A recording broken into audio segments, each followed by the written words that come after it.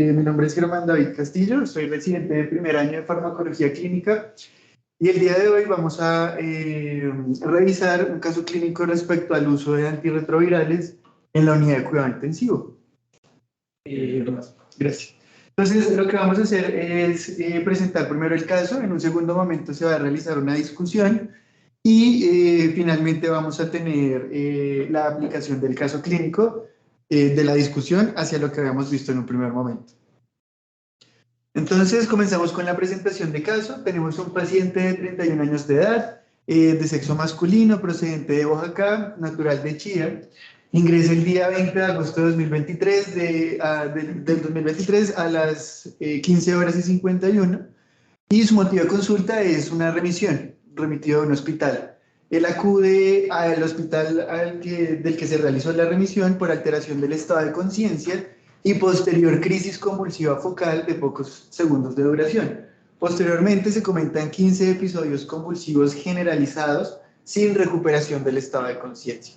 Se considera entonces que el paciente está presentando un estatus convulsivo y se da manejo con midazolam sin lograr controlar la crisis y se induce sedación realizando intubación orotraqueal e infusión con midazolam más fentanil. Posterior a ello se inicia la remisión de forma primaria. Se hace un traslado primario por urgencia vital. Una vez se puede realizar la revisión por sistemas con el acompañante del paciente, pues se comenta que el desencadenante probablemente está asociado a la deprivación de sueño, ingesta de alcohol y la suspensión de los anticonvulsivantes que venía tomando, sin ningún otro síntoma. Los antecedentes del paciente: es un paciente con VIH positivo en estadio C, el manejo antirretroviral.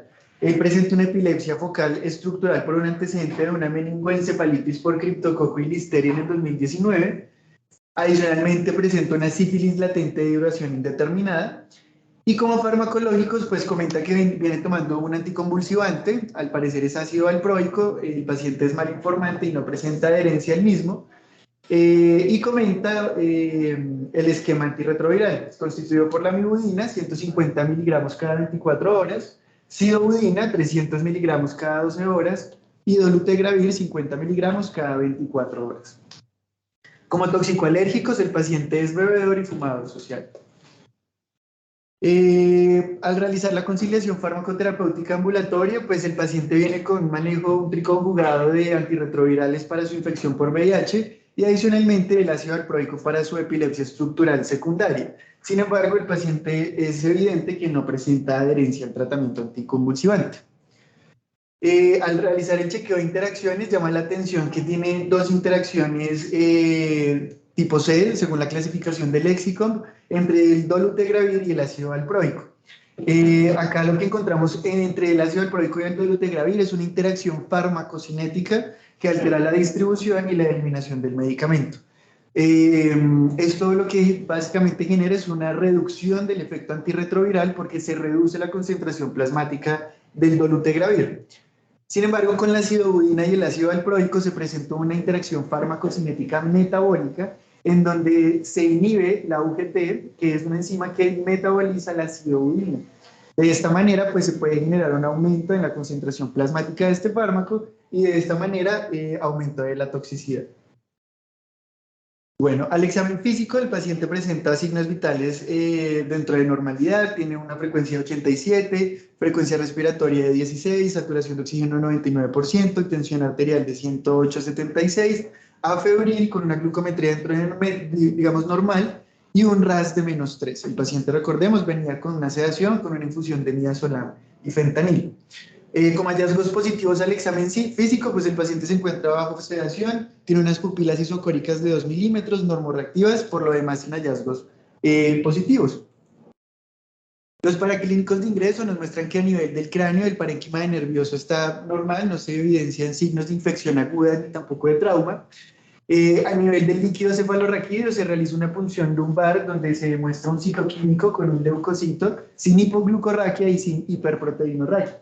Es decir, es un líquido cefalorraquídeo sin alteraciones, no sugestivo de infección. A nivel del ionograma no tenemos alteraciones en los electrolitos. La creatinina es de 0,99, un BUN de 12,9, glucosa también ya central normal, un hemograma que no nos muestra leucocitosis, no nos muestra neutrofilia, una PCR en 2,8 que no es sugestiva a un proceso infeccioso. Llama la atención que en los gases arteriales pues, se presenta una acidosis, podría ser, no es, digamos, sin hiperlactatemia, y una PCO2 ligeramente elevada, con una hipercapnia. Entonces, se realiza pues el abordaje del paciente, se hace un diagnóstico de un estatus epiléptico, una epilepsia focal estructural por un antecedente de meningitis criptocócica y por listeria, el VIH, y acá pues lo que vamos a ver es el tratamiento, cómo se correlaciona. Entonces vemos que para el estatus epiléptico el manejo que se le da ya dentro de nuestra institución es propofol con infusión continua, midazolam en infusión continua, fentanilo en infusión continua, y se le inicia manejo anticonvulsivante con levetiracetam. Y se ve que la profilaxis intrahospitalaria, pues se hace gastroprotección con omeprazol 40 miligramos IV y enoxaparina 40 miligramos subcutáneo día. Sin embargo, llama la atención que el paciente, a pesar de tener antecedente de VIH, no se realiza la conciliación de los antirretrovirales.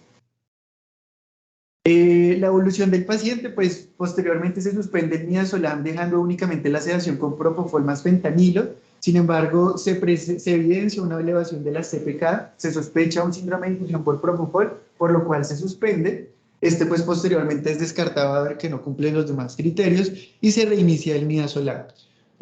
A la punción lumbar, al líquido cefalorraquídeo, se le realiza un film array para meningitis, el cual es negativo, tiene hemocultivos negativos adicionalmente, y se le hace una biotelemetría de 12 horas, la cual es negativa para descargas.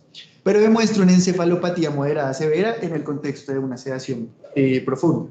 Posteriormente se suspende gradualmente la sedación con un despertar favorable. Sin embargo, en uno de estos días en el que el paciente se encuentra en estancia en la UCI, se realiza una consolidación farmacológica en revista de farmacología clínica y se evidencia que al paciente no se le están administrando los antirretrovirales. Y surge una incógnita: ¿qué consideraciones debemos tener en el contexto de un paciente con VIH ya con tratamiento antirretroviral instaurado y que se encuentra hospitalizado?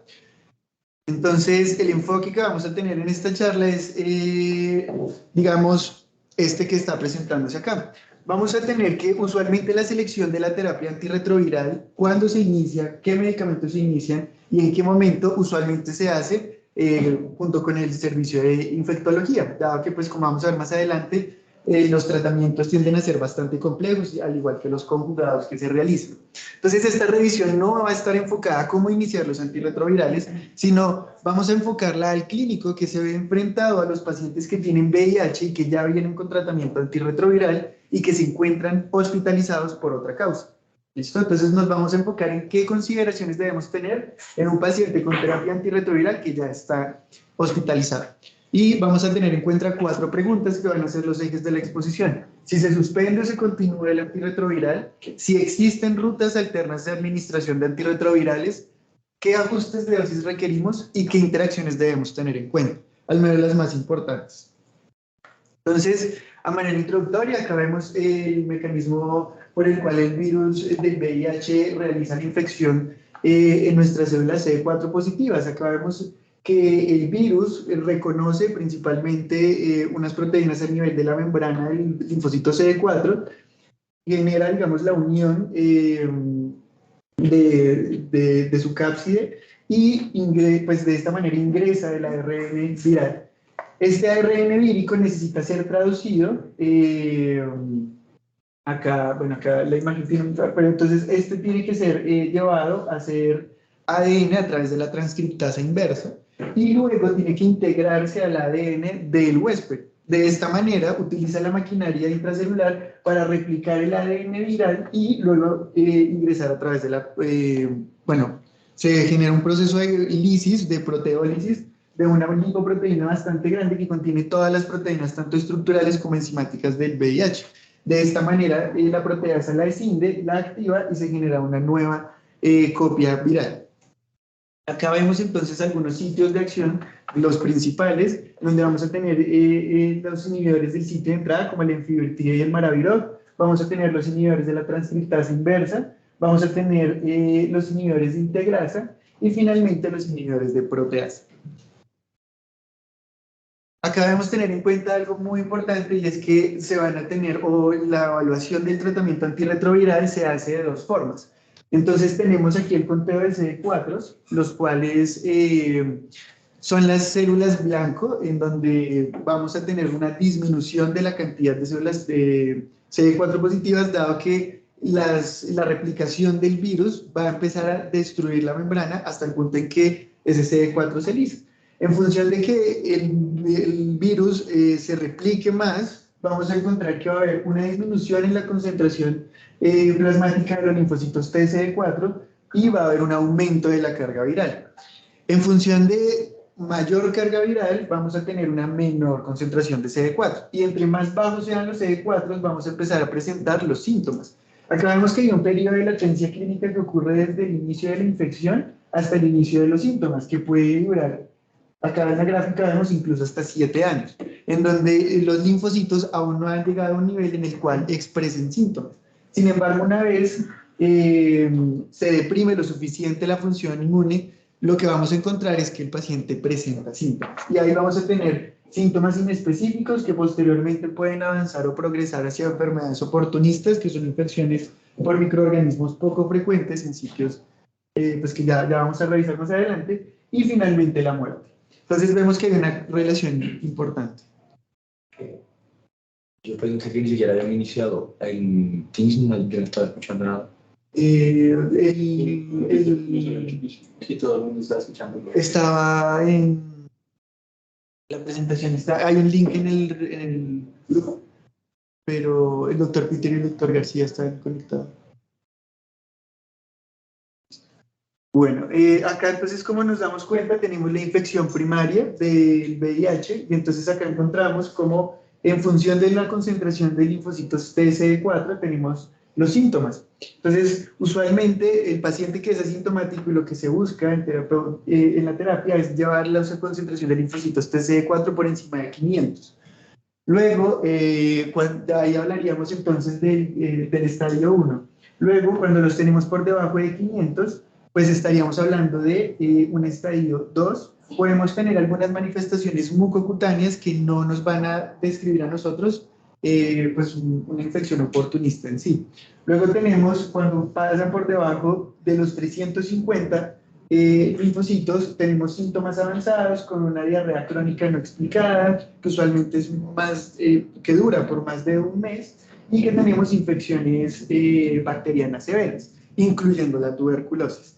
Y finalmente, cuando los linfocitos caen por debajo de 200 y tenemos entonces toxoplasmosis, candidiasis del esófago o sarcoma de Kaposi, que son algunas enfermedades asociadas a la presencia del VIH crónico, pues hablamos del estadio de SIDA o de síndrome de inmunodeficiencia adquirida. Entonces, teniendo en cuenta esto, debemos también recordar cuáles son los objetivos de la terapia antirretroviral. Los objetivos de la terapia antirretroviral principalmente van en mantener una supresión virémica, es decir, que las copias las copias virales en plasma digamos que no aumenten de manera excesiva. Se debe mantener la supresión virémica porque a mayor concentración de virus, pues más deprimido va a ser el sistema inmune. Otro problema de mantener digamos, las copias positivas en plasma del virus es que aumenta el riesgo de transmisión. Entonces, mientras el paciente tenga una carga indetectable, que es la meta a la que lo queremos llevar, pues va a haber una disminución del contagio. De esta forma evitamos la propagación. Mejora la calidad de vida del paciente, adicionalmente nos reduce mortalidad porque reduce la presencia de enfermedades oportunistas, aumenta la sobrevida del paciente y adicionalmente mejora la función inmune. De ahí que nosotros también midamos los niveles de linfocitos CD4, que idealmente los debemos llevar por encima de 500. Entonces son todos los objetivos que debemos buscar: disminuir mortalidad, disminuir posibilidad de contagio, disminuir transmisibilidad y además mejorar la calidad de vida de los pacientes. Entonces, ya con esta breve introducción, pues ya vamos a entrar entonces al uso de los antirretrovirales en pacientes hospitalizados. Entonces, aquí lo que nosotros vamos a ver es que encontré un artículo bien interesante, es un estudio que hizo el programa de farmacología clínica en el Hospital Santa Clara del cual participó el doctor García, y lo que hicieron fue buscar la incidencia de esos problemas relacionados con los medicamentos antirretrovirales en un hospital de tercer nivel, que es el Hospital Santa Clara. ¿Qué se hizo? Se buscó esa incidencia y se encontraron básicamente tres cosas: interacciones, reacciones adversas y errores de prescripción. Se evidenció que el 90% de los pacientes que se encontraban en Santa Clara recibiendo terapia antirretroviral presentaron algún problema relacionado con medicamentos, o sea, cualquiera de estos tres. Y otro punto importante que quise extraer es que, como es población local, pues podemos ver cuáles son los principales antirretrovirales que se utilizan aquí en Colombia.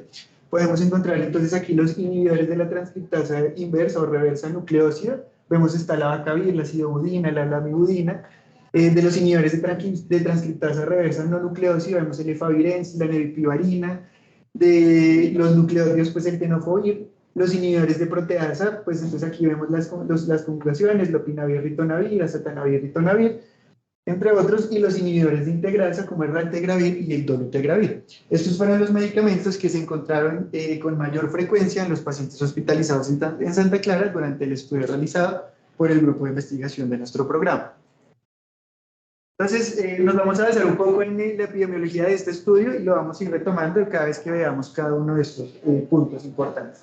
Entonces, la primera pregunta cuando nos llega un paciente con VIH que ya tiene terapia antirretroviral establecida es: ¿lo suspendo o lo continúo?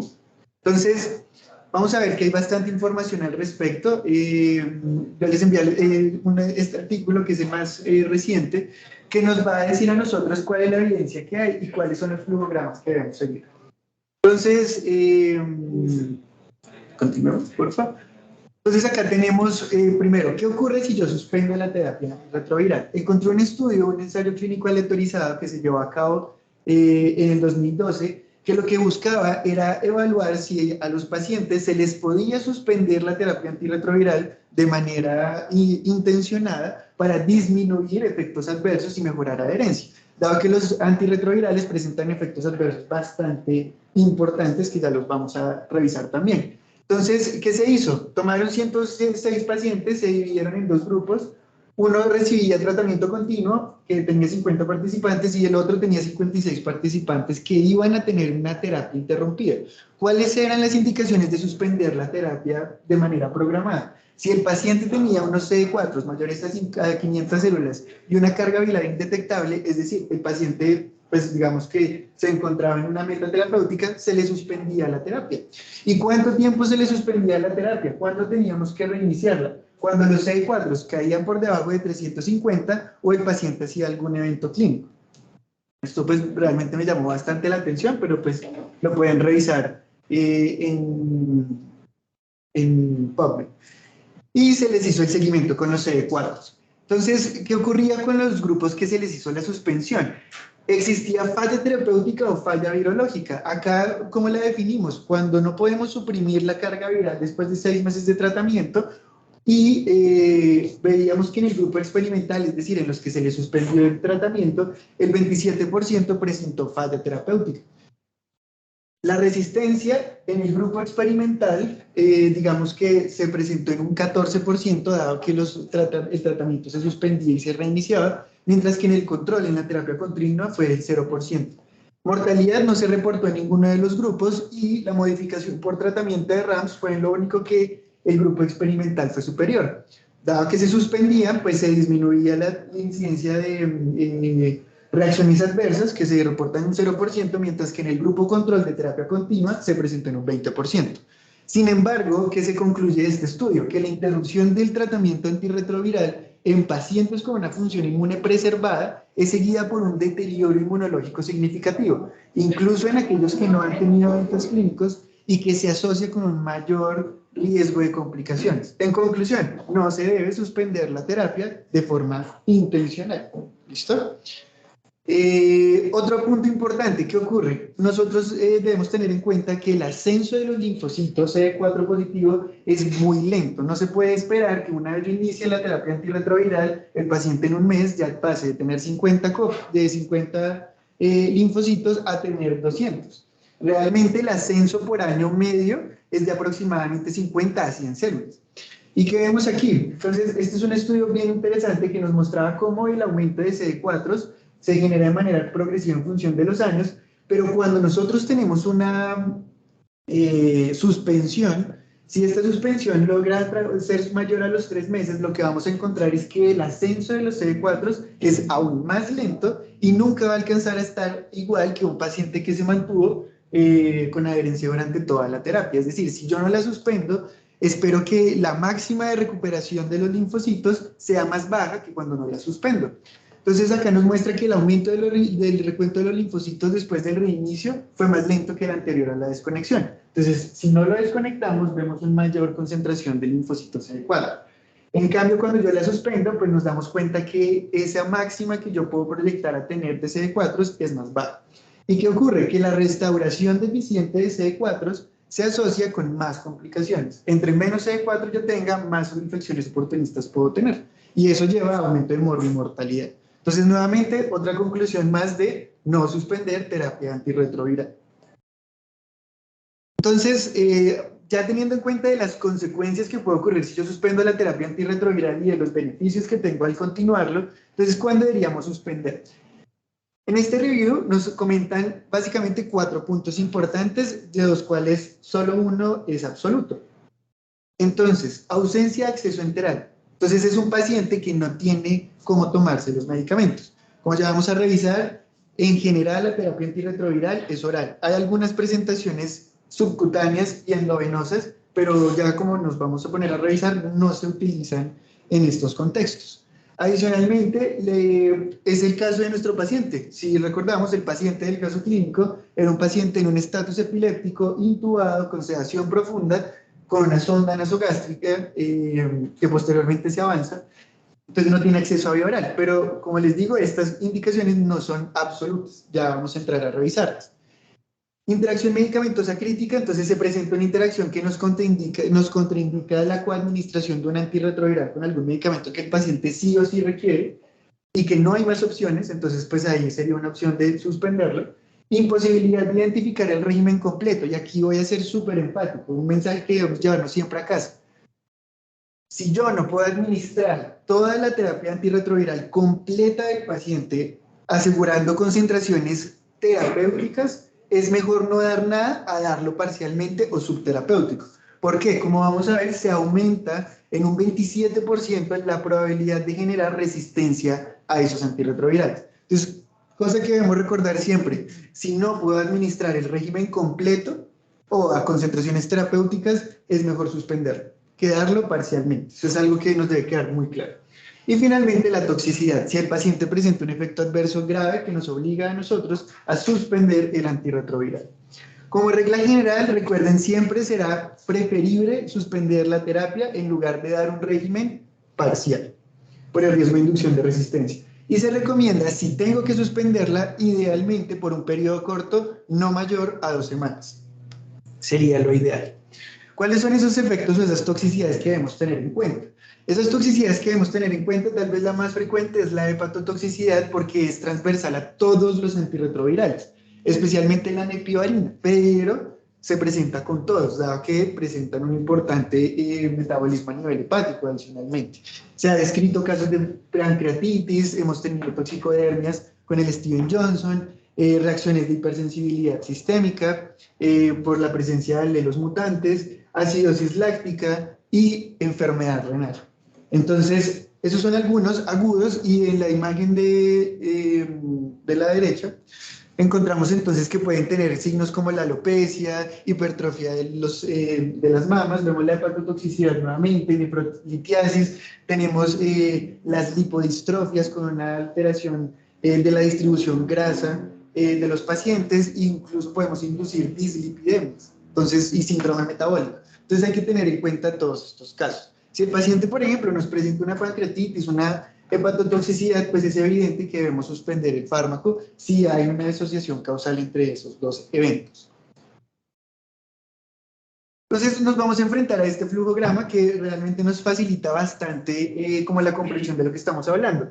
Nos llegó un paciente con VIH que tiene tratamiento antirretroviral a la admisión, entonces lo evaluamos. Si ya lo tiene, que es el caso de nuestro paciente, Lo ideal, siempre que sea posible, será mantener, continuar, siempre seguir dándolo, porque como vemos, las interrupciones del tratamiento se asocian con peores resultados. ¿Debemos adaptar el esquema? Sí, en algunas veces tendremos que entonces ajustar las dosis a función renal o a función hepática, debemos modificar la vía de administración o por lo menos la forma en la que lo vamos a administrar, ¿cierto? Y también pues hacer ajustes en cuanto a las interacciones. En cambio, si el paciente pues no viene con tratamiento antirretroviral, pues ahí recordaremos algunas indicaciones. Siempre que llegue por una infección oportunista, por el riesgo de síndrome de reconstitución inmune, debemos evitar el inicio de los antirretrovirales. No es una urgencia. Recuerden que la reconstitución del conteo del linfocito CD4 es muy lenta. ¿Sí? Entonces, el hecho de que el paciente llegue, por ejemplo, con una neumonía, digamos, multilobar, con signos de sepsis, pues no es una indicación de iniciar terapia antirretroviral. Primero trata la causa oportunista y luego le inicio la terapia antirretroviral. ¿Qué ocurre con el síndrome de reconstitución inmune? Que si el paciente tiene una infección latente, por ejemplo, tuberculosis es la más frecuente, su sistema inmune está tan deprimido que la tuberculosis está ahí, pero el sistema inmune no la ataca. Pero cuando yo le inicio la terapia antirretroviral, la producción de anticuerpos aumenta de forma dramática y entonces se monta una respuesta inmune contra esa infección latente. Y ahí pues podemos tener problemas en donde el paciente incluso puede llegar a la muerte. Entonces hay que tener cuidado en ese aspecto. Usualmente en la tuberculosis y en la criptococosis debemos disminuir o debemos esperar el inicio de la terapia antirretroviral.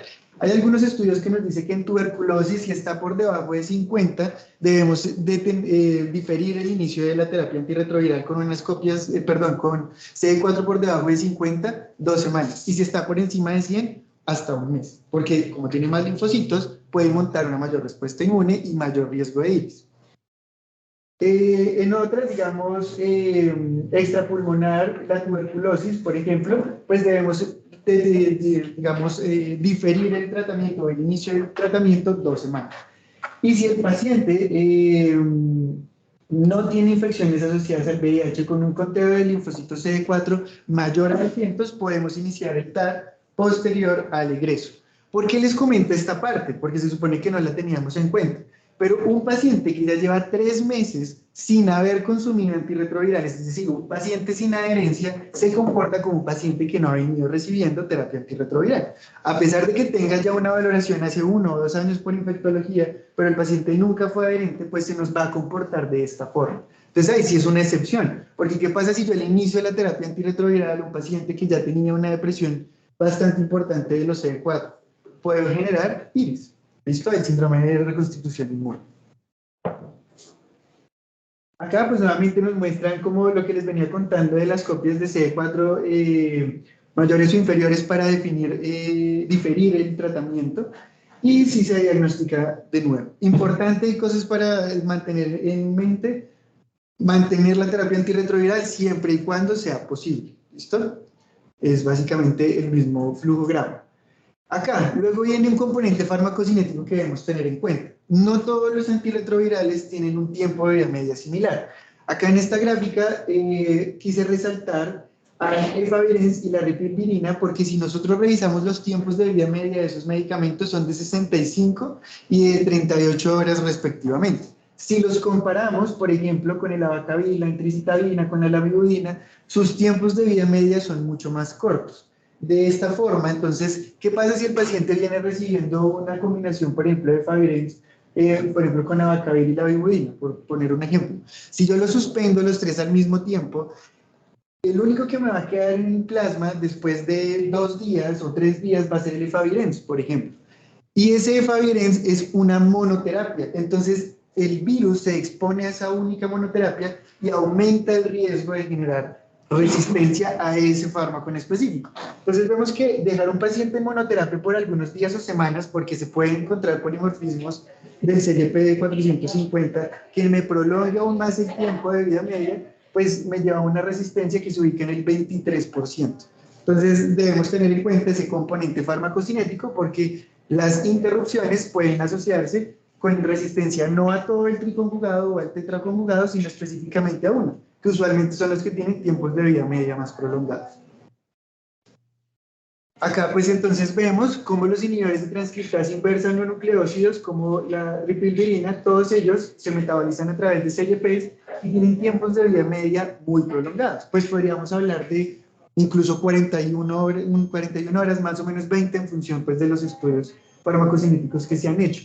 Mientras que si los comparamos con los inhibidores de transcriptasa inversa nucleósidos, encontramos aquí la vacavila, la tricitabina, la lamivudina, sus tiempos de vida media máximo son de 17 horas con el tenofovir disoproxil. Entonces, y si nos damos cuenta, solamente la cidobudina se metaboliza por el CYP. El resto lo hace por reacciones fase 1 del metabolismo. Entonces, debemos tener en cuenta también la reducción de la biodisponibilidad. Cuando los pacientes se encuentran en la unidad de cuidado intensivo, usualmente pueden tener o presentar hipoperfusión intestinal que va a reducir la concentración plasmática del fármaco. Es decir, no les llega sangre al intestino de una forma adecuada y eso reduce la biodisponibilidad del medicamento. Acá debemos tener en cuenta que los antirretrovirales se encuentran en formulaciones orales sólidas. Tenemos algunas excepciones muy específicas como la cidobudina o el enfuvirtide, pero ellas tienen unas presentaciones y unas indicaciones muy específicas que no nos podemos salir. En cuanto a la cinética, como les decía, los antirretrovirales se absorben menos en un estado de hipoperfusión y adicionalmente las alteraciones en el metabolismo, pongamos el ejemplo de un hígado de choque, posterior a un choque hipovolémico, pues vamos a encontrar elevación de transaminasas, alteración de la función renal y entonces podemos aumentar o disminuir la concentración plasmática dependiendo de lo que le ocurra a nuestro paciente y de la cinética propia del fármaco. Entonces podemos tener toxicidad, que pues ya vimos que puede ser grave, pancreatitis, hepatitis, toxicodermias, o niveles subterapéuticos, que sigue siendo igual de grave, con resistencia. Una concentración plasmática subóptima, no olvidemos, predispone a una resistencia viral. Listo, entonces teniendo en cuenta esto, ya nos damos cuenta que, ok, lo deberíamos continuar llevándolo al caso del paciente, pues no tiene vía oral, pero ¿por qué no es una contraindicación absoluta? O bueno, una indicación absoluta más bien de suspender los antirretrovirales cuando no hay acceso oral, porque existen algunas alternativas. Primero, vamos a mirar, por ejemplo, que la cidobudina parenteral solamente se utiliza para mujeres en trabajo de parto para evitar la transmisión vertical del virus. Fuera de esa indicación no se puede utilizar la cidobudina. Tenemos el ibalicizumab, que es un anticuerpo monoclonal de inhibidor de entrada que se administra únicamente para pacientes con virus multidrogoresistentes y no encontré tampoco disponibilidad de estos fármacos aquí en el país. Y la enfuvirtida se administra por vía subcutánea, es un péptido pequeño, proteico inhibidor de entrada adicionalmente que no se encuentra aquí en Colombia. Aquí quiero hacer una aclaración importante. Siempre que nosotros nos expongamos a un paciente con una terapia antirretroviral ya establecida, debemos tener muchísimo cuidado en modificar la terapia. ¿Listo? Idealmente eso lo tiene que hacer el servicio de infecto bajo unas condiciones muy específicas para cada fármaco. Es decir, nosotros no podemos decir, ah, bueno, hay cidobudina parenteral, entonces pongámosela mientras tanto. Eso no se debe hacer por todo el montón de problemas, como les decía, no podemos dar monoterapia, ¿listo? Por el riesgo de resistencia. Entonces, no modificar los esquemas de manejo que ya tienen los pacientes. Hablando específicamente de la alimentación enteral, que es la principal causa de no tener vía oral en los pacientes en unidad de cuidado intensivo, pues entonces vamos a mirar que el diámetro de los tubos de nutrición enteral se mide en French. Es una unidad que nos va a decir a nosotros pues el diámetro que tiene. Un French equivale a 0.3 milímetros. Y vamos a encontrar que los tubos de alimentación enteral para neonatos tienen 3.5 French, o sea, 1.1 milímetros, pero para los adultos vamos a encontrar dos tipos de sondas. Unas que son de alimentación, que tienden a ser más pequeñas, y otras que son de vaciamiento, que tienden a ser más grandes. Las de vaciamiento las usamos cuando los pacientes hacen obstrucciones intestinales y queremos eliminar ese exceso de contenido que hay en el estómago. Entonces, el transporte de esos tubos, que son más gruesos, es al revés. La idea es vaciar el estómago. Entonces, vemos que los tubos para vaciamiento son mayores a 12 French, o sea, 7.9 milímetros. Y pueden ser tan grandes como de 24 French. Pero para la nutrición enteral como tal, vamos a tener que los tubos oscilan entre 8 a 12 French, o sea, de 2.7 milímetros hasta 3.9 milímetros. Y la longitud tiende a ser bastante importante, entre 90 y 120, dependiendo si la sonda llega al estómago, si la dejamos en duodeno o la avanzamos hasta el yeyuno. Ahí también pues va a depender la longitud. En conclusión, ¿por qué les muestro esto? Porque por el tubo no va a pasar una formulación oral sólido.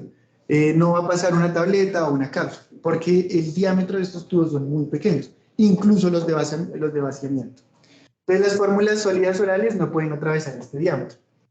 Vemos acá también pues algunas otras opciones que podemos encontrar, por ejemplo las gastrostomías percutáneas o las yeyunostomías percutáneas, pues ya digamos que dependerá de cómo sea el tratamiento, pero a la final todos sean sondas nasogástricas, avanzadas duodenales, yeyunales o por las ostomías, no va a pasar el medicamento.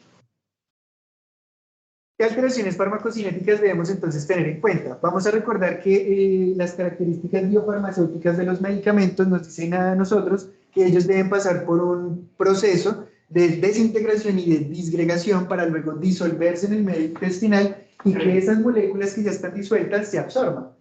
Eso es básicamente lo que nos muestra la imagen. La mayoría de estos medicamentos se van a absorber en el intestino o en el duodeno, dado que tienen una superficie de absorción bastante importante. Hay algunas excepciones en donde los fármacos requieren de un pH ácido o de la presencia de una enzimabilidad para poder absorberse. Algunos ejemplos de ellos es el atazanavir, la ripilvirina y la divaricina.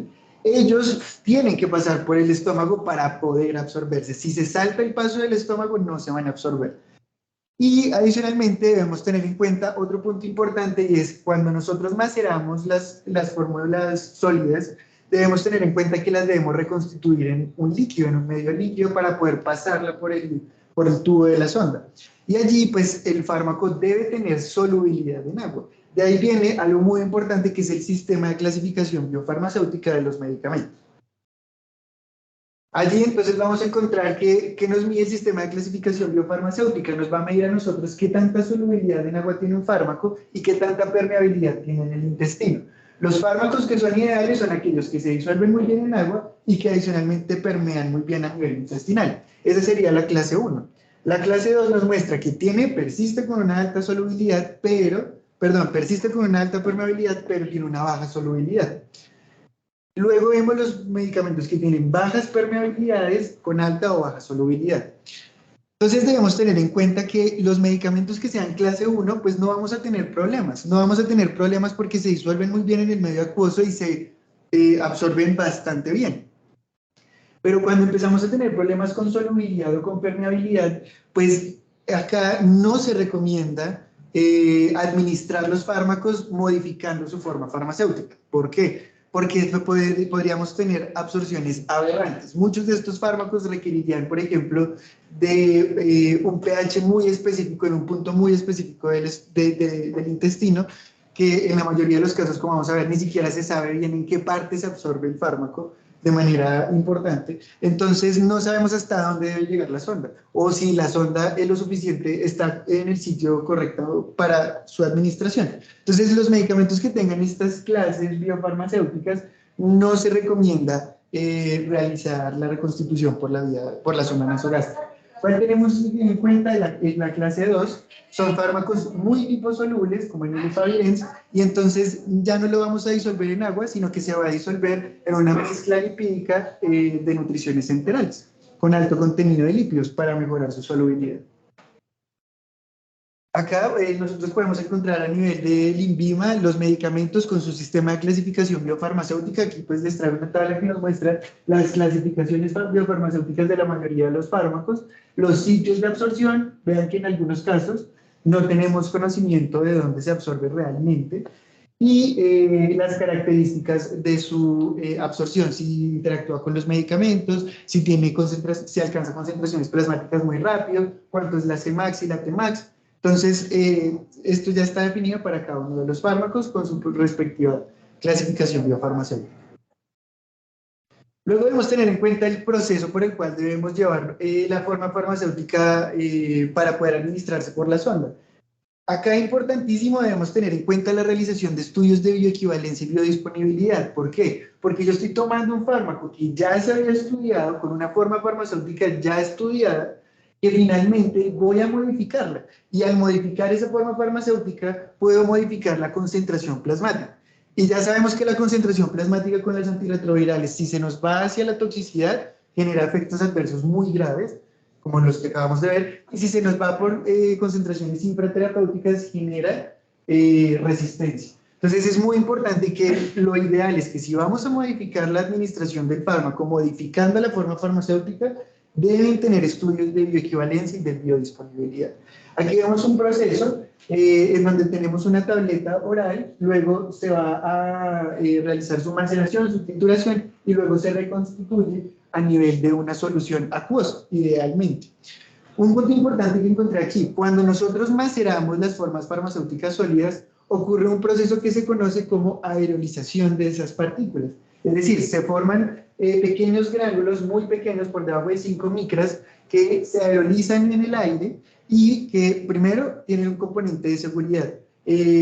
Las personas que realizan este tipo de procedimientos idealmente deberían utilizar tapabocas en el 95 por un riesgo exposicional. Pueden generar neumopatías exposicionales y adicionalmente reacciones alérgicas por la presencia de principio activo en micropartículas del aire y que además condiciona ¿qué? Pérdida de dosis. Se puede disminuir la dosis que se encuentra en la tableta. Existen unos sistemas, pues digamos, un poco más seguros, tanto para el personal como también para evitar la pérdida de dosis, que son estos pequeños trituradores. Idealmente, si voy a cambiar la forma farmacéutica, pues no utilizaríamos los mecanismos tradicionales, sino los trituradores, sería ideal.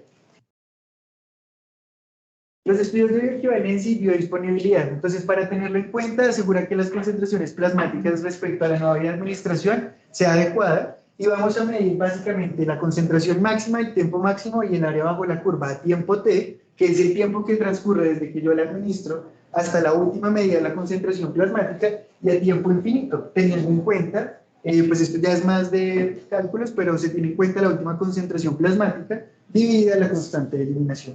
Siempre se debe tener en cuenta estos dos tipos de área bajo la curva y las Cmax. Usualmente, ¿qué se hace? Se toman voluntarios sanos, entre 8 a 10 personas, se les administra el fármaco y se toman concentraciones plasmáticas, aproximadamente 12, en diferentes puntos para medir la absorción, la concentración máxima y luego la eliminación.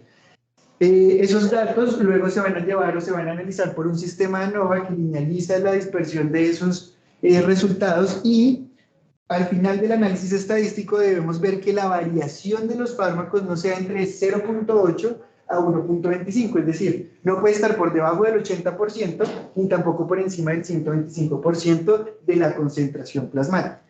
Pero acá un punto importante, los antirretrovirales, varios de ellos se consideran medicamentos de estrecha ventana terapéutica y ahí debemos ser aún más rigurosos. No puede estar por debajo del 90% ni por encima del 110%. Acá entonces traigo un ejemplo, vemos cómo cuando nosotros trituramos el dolutegravir que viene en combinación con la lamivudina y el abacavir, se hizo el estudio. Entonces acá tenemos las curvas de concentración versus tiempo, vemos las diferentes variaciones de los sujetos de estudio y pues se analiza. Este estudio tiene algo bien interesante porque se midió en ayunas, entonces se hacía la trituración de la tableta y se administraba en ayunas. La segunda exposición era se trituraba la tableta y se administraba con nutrición enteral y los controles pues eran pacientes que se tomaban la tableta íntegra en ayunas. ¿Qué se encontró en los resultados?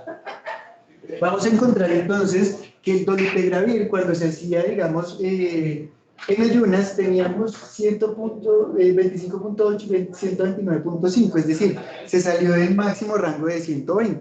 Entonces, se generaba un aumento en la concentración plasmática. Por este resultado ya no era bioequivalente. Pero ¿qué ocurría cuando se administraba con la alimentación enteral? Quedaba dentro del rango de 125 máximo. Entonces vemos que entonces el dolutegravir demostró bioequivalencia siempre y cuando se coadministre con la nutrición enteral.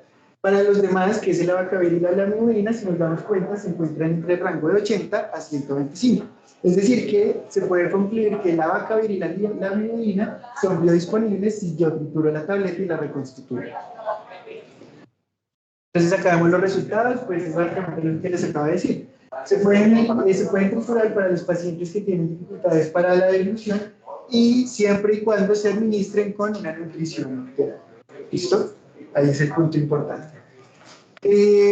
¿Qué encontramos a nivel de la evidencia? Hay una brecha muy grande. Este estudio que les acabo de mostrar no es lo frecuente. Es muy difícil encontrar estudios de este nivel. Realmente porque no se realizan mucho. En la literatura, la evaluación de la bioequivalencia de administraciones sólidas trituradas para suspensión de uso enteral es muy baja. Y los datos obtenidos en algunos casos son solamente derivados de algún caso que se reportó. Paciente que le tomaron niveles plasmáticos después de la administración enteral. Acá entonces vemos pues construyó un resumen de algunos de los medicamentos más usados. Ahí nuevamente si nos devolvemos un momento, vemos el estudio que hizo el programa en Santa Clara con los medicamentos más usados, según el resultado. Y si vemos ahora adelante, pues encontré las diferentes, la literatura que nos habla. Por ejemplo, la hidroxina no tiene datos experimentales. La acidobudina, no se esperan cambios farmacéuticos en dar menos de 30 minutos al suspender el líquido de alimentos. ¿Qué significa que debo dar el fármaco triturado en menos de 30 minutos? Que la molécula, si se mantiene en una suspensión acuosa por más de 30 minutos, se daña, se decanta y ya no la puedo utilizar. Esto se va a administrar inmediatamente después de reconstituirse. Acá algunos otros ejemplos, por ejemplo el efavirenz ya tiene una bioequivalencia demostrada completamente, el dolutegravir como les acabo de mostrar también, la lamivudina también, el abacavir, todos estos medicamentos con los estudios que les acabo de mostrar ya han demostrado bioequivalencia. En resumen, si tienen estudios de bioequivalencia demostrada, ya se pueden utilizar por la sonda nasogástrica. Si no tenemos información disponible, pues lo ideal es no hacerlo, porque no sabemos si se va a administrar de forma adecuada. De hecho, hay algunos otros estudios que no solamente miden la concentración plasmática, sino el resultado. Entonces vemos que podemos tener falla en el control virológico, que ha ocurrido con algunas combinaciones de antirretrovirales. Entonces, aparte de tenerlos de manera individual, se necesitan estudios de bioequivalencia con los conjugados. Entonces el racional, pues digamos que se debe macerar lo suficiente para que no se obstruya el tubo. Debemos tener en cuenta la clasificación biofarmacéutica para saber si se pueden diluir en agua o no. Y debemos tener en cuenta lo siguiente, la cubierta entérica. La cubierta entérica tiene varios usos. Está diseñada para evitar la degradación enzimática y por pH en el estómago. Si yo tengo una sonda que avanza hasta el duodeno, no habría problema, porque no se está exponiendo al ácido del estómago. ¿Listo? Ese es el primer punto. En otras indicaciones es para mejorar las características organolépticas del medicamento. ¿Y qué es eso? El olor, el sabor, que a veces puede ser extremadamente desagradable y por eso se les coloca una cubierta. No para protegerla de la degradación enzimática, sino para enmascarar características organolépticas de los fármacos. Entonces, si yo la macero y solo fuente es por características organolépticas, pues no hay ningún problema. ¿Y qué es lo recomendado? Que se administre con una sonda avanzada hasta el yeyuno. Con eso nos evitamos el problema de la degradación por pH. Finalmente, ¿cómo se hace la disolución? Pues esto ya lo hacen nuestros colegas de química farmacéutica usualmente. Sin embargo, pues en nuestra institución no contamos con una central de mezclas. Por eso es importante tenerlo en cuenta. Idealmente se debe macerar lo suficiente hasta obtener un polvo fino, que sabemos no va a obstruir el tubo, y se debe disolver en agua, teniendo en cuenta pues, los sistemas de clasificación biofarmacéutica. Los que son solubles en agua son los 1 y 3. Los que son insolubles en agua es el 2 y el 4. El 4 no se va a administrar nunca y el 3 pues, se podría hacer en una preparación lipídica de una alimentación enteral. La concentración es de 5 a 15 mililitros, perdón, el volumen, mientras que en las soluciones acuosas son de 20 a 30 mililitros. Algunos casos, si el fármaco requiere acidez, se puede combinar con jugo de naranja, incluso se ha descrito, y las preparaciones se deben administrar en el menor tiempo posible, máximo 30 minutos para la administración. Entonces aquí vemos una tablita que nos muestra cada uno de los diferentes puntos a tener en cuenta, pero en general esas son las recomendaciones. Triturar hasta un polvo fino, reconstituir en agua o en líquidos dependiendo de la clasificación biofarmacéutica y administrar en menos de 30 minutos. Teniendo en cuenta una sonda nasogástrica o una yejunostomía. Una sonda nasogástrica avanzada hasta el yeyuno. La idea es que se administre a ese nivel. Respecto al ajuste de dosis, entonces vamos a revisar rápidamente que los pacientes que ingresan con VIH, vemos que vienen con tratamiento antirretroviral. Nuevamente nos vamos al estudio que se hizo en Santa Clara La mayoría de los errores de prescripción fue no ajustar la dosis. Entonces aquí vemos que, por ejemplo, en función de la tasa de filtración glomerular y en función de, el daño hepático debemos ajustar las dosis. Y vemos que siendo la lamivudina el principal medicamento implicado, vamos a mirar. Entonces, en la siguiente diapositiva vemos que en la falla renal nos muestran o nos presentan algunos, digamos, puntos importantes a tener en cuenta.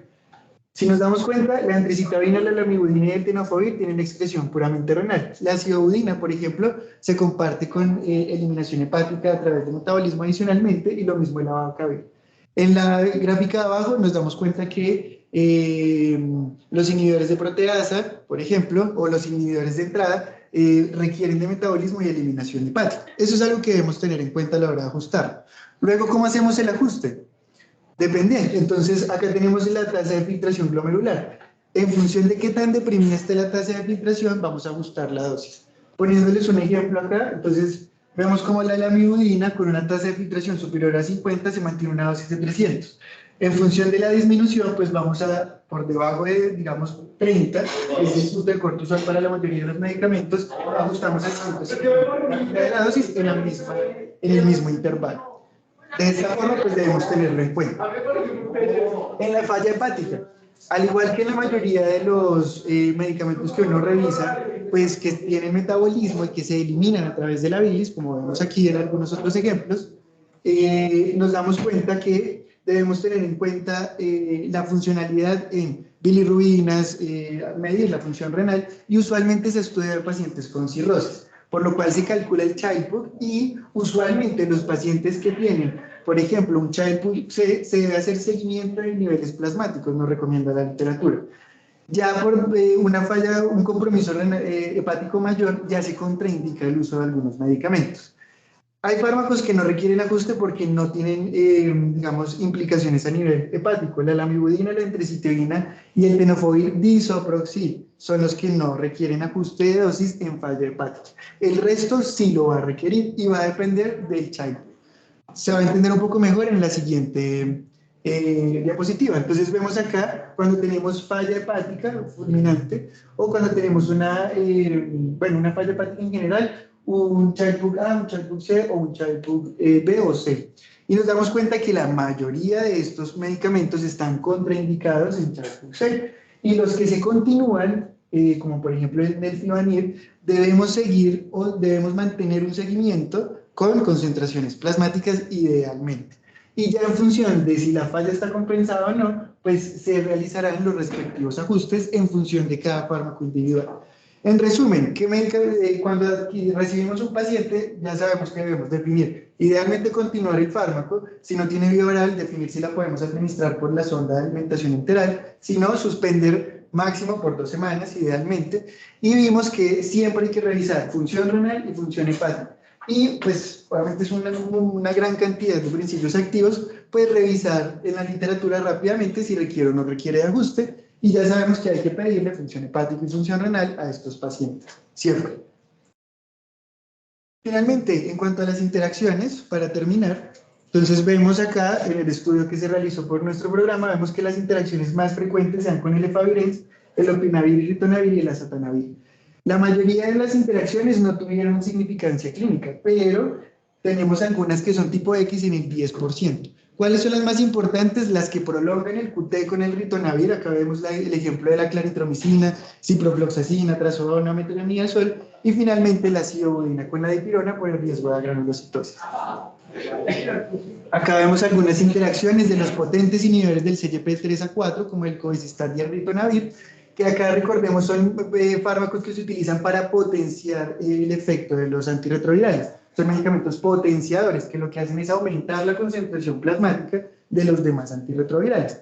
Eso mismo lo van a hacer con los demás medicamentos. Entonces, si tenemos un paciente con ritonavir, porque el cobicistat pues, no es tan frecuente acá, si tenemos un paciente con ritonavir, ya sabemos que hay una inhibición muy potente del CYP3A4, el más frecuente CYP que metaboliza la mayoría de los fármacos.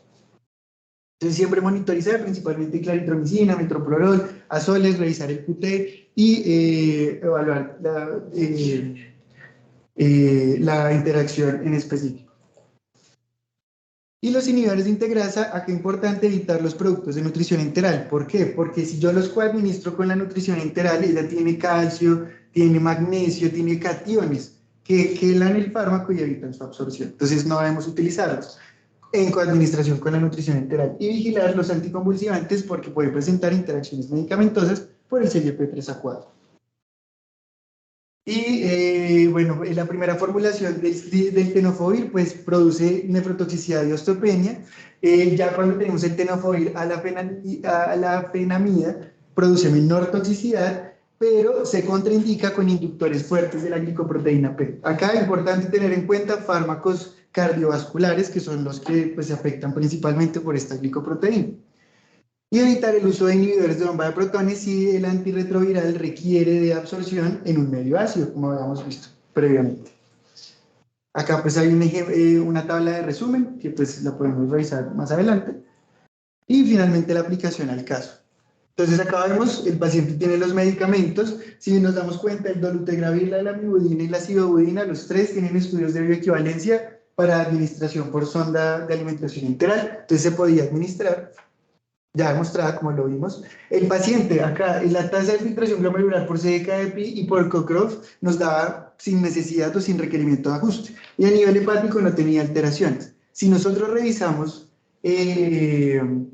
su esquema, vemos que la lamivudina estaba a 150 cada 24, pero el paciente no tiene falla renal, por lo cual ese paciente tenía una administración subterapéutica de la lamivudina. Debía haber tenido el ajuste de dosis a 300 miligramos. Bueno, no ajuste de dosis, es revertir ese ajuste. Estaba una dosis ajustada a una función renal que realmente el paciente no tenía. No tenemos interacciones por antirretrovirales porque nos damos cuenta que, como vimos al principio, tenía ácido valproico y había interacción. A este paciente se le administra levetiracetam y vemos que ya no hay interacciones con el anticonvulsivante. Y si revisamos, pues tenemos las interacciones, digamos, esperadas del paciente que se encuentra bajo sedación profunda. Si recordamos, entonces ácido valproico dolutegravir, ácido valproico acidobudina, pero en cambio el levetiracetam no presenta metabolismo hepático. Él se hidroliza por estearasas beta plasmáticas y en otros tejidos fuera del hígado. Se elimina el 66% sin cambios y el 24% en forma de este metabolito. De esta forma, no hay interacción con el CYP3A4 y es un medicamento de elección en pacientes con estos medicamentos. Por lo cual, pues, ahí se realizó de manera adecuada el ajuste. Entonces, el paciente no presentaba signos de efectos adversos, el paciente podía recibir el medicamento, se le pudo administrar por sonda nasogástrica, se debió haber realizado el ajuste de dosis, dado que el paciente no tenía falla renal y estaba recibiendo una concentración subterapéutica. De igual forma, si se le suspendió, se realizó la suspensión por una semana exactamente. Entonces, estuvo dentro de ese rango que es permisible de menos de 2 semanas. Y se ajustó de forma adecuada el levetiracetam a 1.5 gramos cada 12 horas, dadas las interacciones que presentaba el ácido valproico. Estos son los mensajes para llevar a casa. No olvidar siempre mantener la terapia antirretroviral, evitar, digamos, en caso de necesidad para administrarse, evaluar si la sonda está en estómago, duodeno o yeyuno, idealmente después del duodeno, evaluar el sistema de clasificación biofarmacéutica, realizar los estudios bio-bio, evaluar las interacciones y siempre medir función renal y función hepática.